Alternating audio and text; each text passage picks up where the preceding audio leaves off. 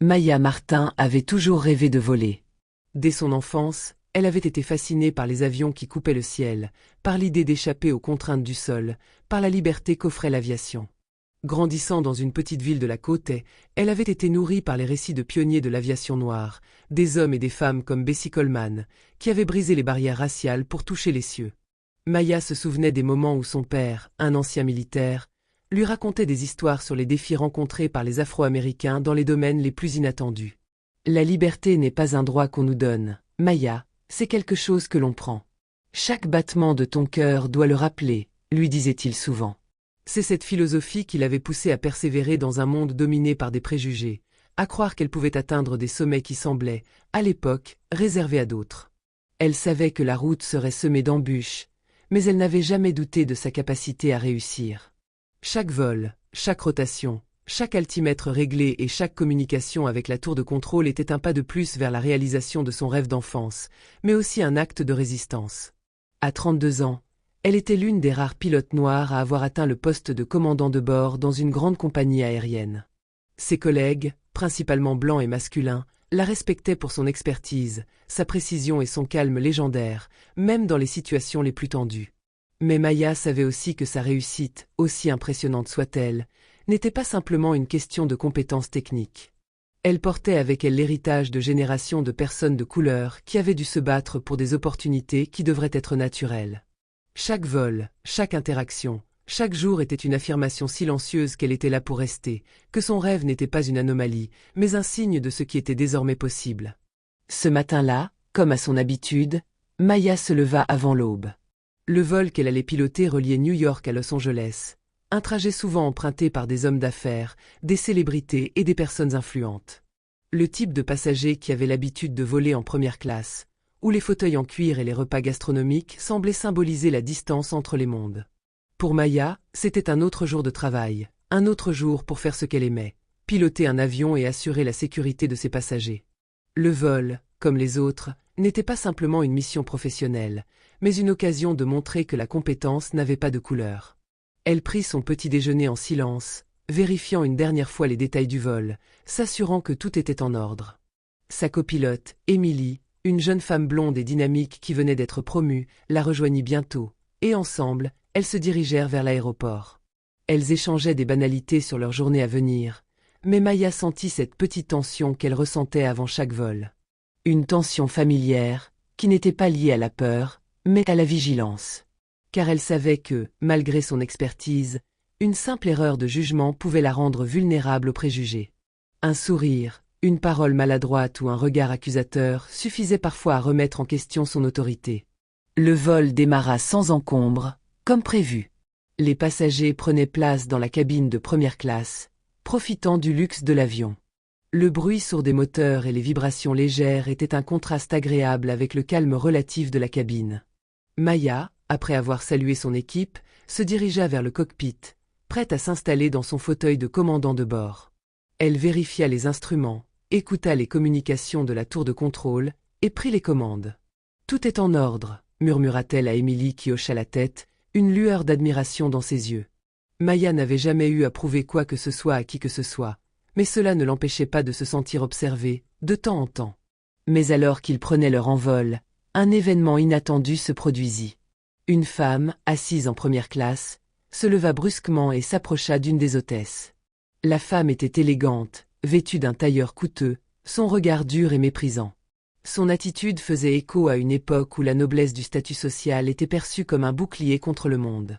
Elle s'adressa à l'hôtesse d'une voix forte et audacieuse, ne se préoccupant même pas de l'embarras qu'elle créait autour d'elle. « Je refuse de voler avec une pilote noire, » dit-elle, croisant les bras, son expression figée dans une arrogance glacée. « Je n'ai pas confiance dans une personne comme elle pour ma sécurité.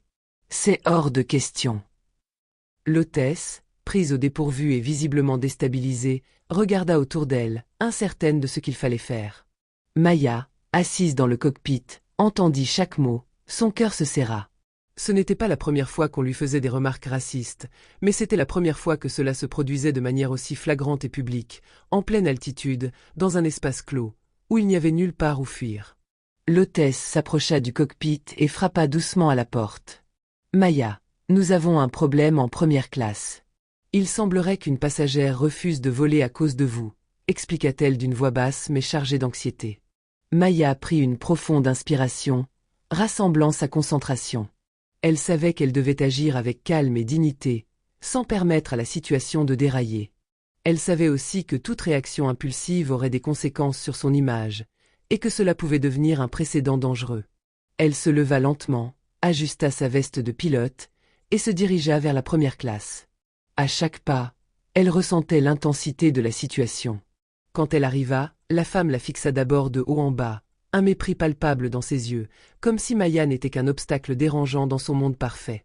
Il n'y avait ni surprise, ni étonnement, simplement un jugement instantané, un rejet qui laissait entendre que le simple fait qu'une noire soit à la tête de cet avion était une anomalie. « Mademoiselle, vous avez dit que vous ne vouliez pas voler avec moi ? Je suis la pilote de ce vol. Si vous avez des préoccupations concernant la sécurité, je peux vous fournir toutes les informations nécessaires, répondit Maya d'une voix ferme mais calme, maîtrisant chaque syllabe comme si chaque mot était une balle qu'elle devait tirer avec précision pour ne pas rater sa cible. Elle savait qu'elle n'avait pas à justifier son existence, mais que chaque geste, chaque réponse devait être une démonstration de son autorité et de sa dignité. La femme éclata de rire, un rire sec et dédaigneux, comme si la simple idée de Maya dans le rôle de pilote était une farce ridicule. « Une pilote noire, c'est une blague, n'est-ce pas ?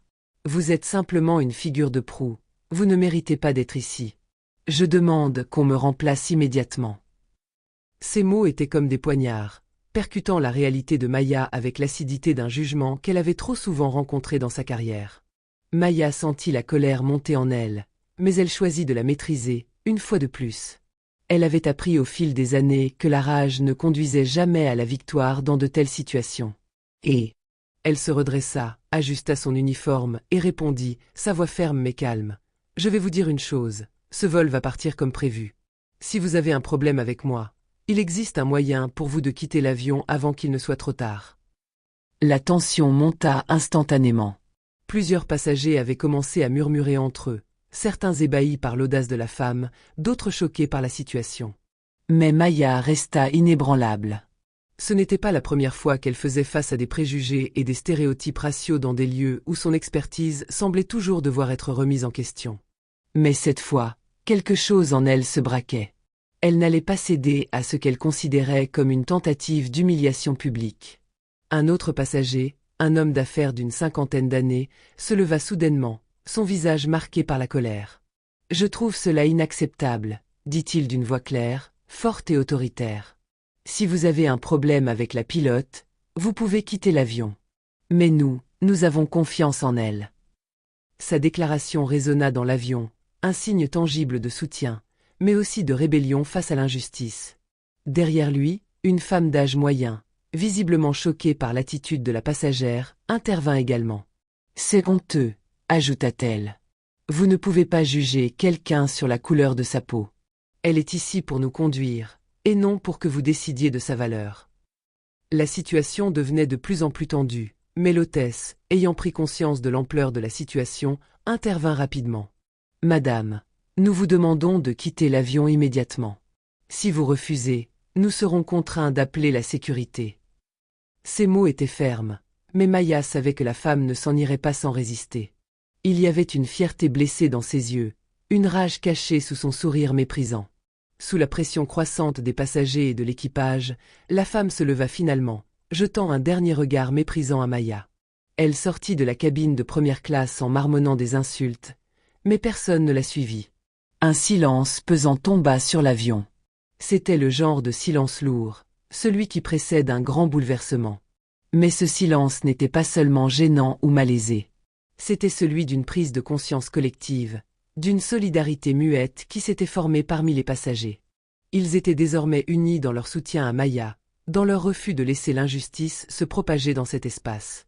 Une fois la situation résolue, Maya retourna calmement au cockpit, où Émilie l'attendait avec un sourire d'admiration. « Tu as bien géré ça, » dit-elle, sa voix sincère. « Tu es incroyable. » Maya acquiesça sans trop en dire. Elle n'avait pas besoin de félicitations. Elle savait qu'elle avait agi avec dignité, comme elle l'avait toujours fait dans un monde qui, parfois, se plaisait à lui rappeler qu'elle n'était pas censée occuper cette place. Le vol se poursuivit sans incident. À l'atterrissage, alors que l'avion se posait doucement, l'histoire de l'incident raciste fit rapidement le tour des médias. Des journalistes attendaient sur le tarmac pour l'interroger, impatients de recueillir des déclarations. Mais Maya, fidèle à son calme et à sa réserve, ne se laissa pas emporter par l'énormité de la situation. Devant les caméras, elle parla simplement, avec un ton à la fois déterminé et humble. « Ce que vous avez vu aujourd'hui n'est malheureusement pas un incident isolé, » dit-elle, son regard tourné vers la caméra, puis se dirigeant vers les passagers. « C'est un exemple du racisme systémique qui existe dans notre société, pas seulement dans l'aviation. Mais aujourd'hui, je veux rappeler à tout le monde que nous avons tous le droit de suivre nos rêves et de réussir, peu importe notre couleur de peau. » Ces paroles résonnèrent profondément, non seulement dans les couloirs de l'aéroport, mais aussi dans les foyers des téléspectateurs qui suivaient l'incident. Les journalistes, impressionnés par sa dignité et son calme, rapportèrent ses propos de manière détaillée. Les réseaux sociaux s'enflammèrent, et le hashtag Respect Maya devint viral en quelques heures. Le lendemain, des milliers de personnes manifestaient contre le racisme dans les aéroports, réclamant plus de diversité et d'inclusion dans les secteurs professionnels. Des appels à l'action se firent entendre partout, exigeant des réformes dans la formation des employés et une meilleure représentation des minorités dans tous les domaines. Les compagnies aériennes, sous pression, commencèrent à annoncer des programmes de sensibilisation et de formation sur la diversité pour leurs employés. Des politiques de tolérance zéro envers les comportements discriminatoires furent mises en place. Maya, quant à elle, devint un symbole de résilience, une héroïne silencieuse qui avait pris une position contre l'intolérance. Cet incident, qui avait commencé comme un acte isolé de racisme, se transforma en un moment décisif pour la société. Il montra que le silence face à l'injustice n'était plus acceptable. La solidarité naquit même des situations les plus tendues, et, grâce à Maya, la dignité humaine était rappelée avec force et clarté. Maya Martin n'était plus simplement une pilote. Elle était désormais une héroïne, un modèle pour tous ceux qui croyaient en l'égalité et la dignité humaine. Son nom devenait synonyme de courage, de calme dans la tempête et de la certitude qu'il était possible de surmonter n'importe quelle barrière, aussi haute soit-elle.